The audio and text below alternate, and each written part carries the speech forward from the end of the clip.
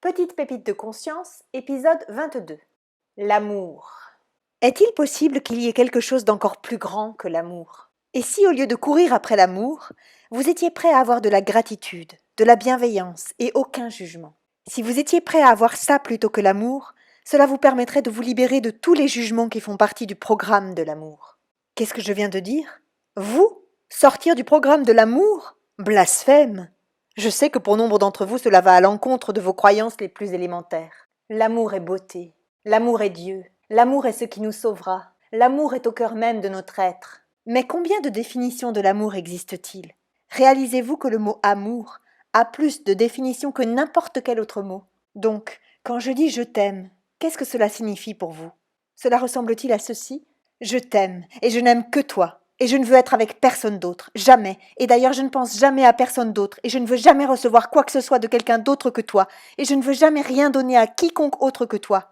Tu es la seule et l'unique. Je t'aime. Et au fait, j'attends la même chose de toi. Maintenant, est-ce que l'amour veut dire la même chose pour moi? Non. Cela veut dire quelque chose de différent pour chacun d'entre nous. Et pourtant, quand nous disons je t'aime à quelqu'un, nous nous attendons à ce que cela signifie la même chose pour lui ou pour elle que pour nous. Ce n'est pas possible. Nos partenaires ont eu une vie totalement différente de la nôtre, une éducation totalement différente, des expériences totalement différentes des nôtres. C'est une source énorme de confusion. Et nous sommes tellement occupés à chercher l'idéal de l'amour inconditionnel que nous ne nous en rendons pas compte. Et si l'amour était un conditionnement social, conçu pour que ce que vous savez être possible concernant l'amour inconditionnel, l'amour sans jugement, ni bien, ni mal, ni juste, ni faux, etc., ne puisse jamais voir le jour? Où voyez-vous l'amour inconditionnel dans le monde? Qui voyez-vous le choisir, mis à part vous? Vous essayez tout le temps de le faire sans y arriver. Et du coup, vous vous jugez constamment. Pourquoi est-ce que je n'y arrive pas? Pourquoi est-ce que je n'arrive pas à changer le monde avec cela? Pourquoi ai-je l'impression d'être le seul à croire que c'est possible? Vous essayez de maintenir l'idéal de ce que l'amour est supposé être, tout en constatant que personne autour de vous ne fait ce choix. Jusqu'au point où vous ne voulez plus aimer, et que vous voulez tous les tuer parce qu'ils ne voient pas ce qui est possible. Avez-vous été programmé pour percevoir l'amour comme l'ultime possibilité? Est-ce le cas? Ou êtes-vous l'ultime possibilité? L'amour est conçu pour que vous cherchiez une possibilité en dehors de vous-même. Il est impossible de créer ce que l'amour est supposé créer de cette manière. Mais c'est possible si vous choisissez d'être vous. Et si au lieu d'avoir seulement l'amour, vous étiez prêt à avoir la gratitude, la bienveillance et aucun jugement pour vous? Si vous étiez prêt à choisir plutôt cela vous libérerait de tous les jugements attachés au programme de l'amour. Et il est effectivement possible d'avoir et d'être chacun de ces éléments, gratitude, bienveillance et aucun jugement.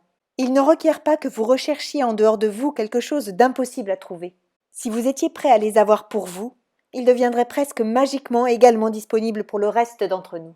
Est-il également possible que le mélange gratitude, bienveillance, aucun jugement corresponde en fait précisément à ce que vous pensiez pouvoir obtenir de l'amour? Si c'est le cas, peut-être allez-vous réaliser que vous pouvez maintenant, finalement et effectivement, créer ce que vous pensiez pouvoir recevoir de l'amour. Si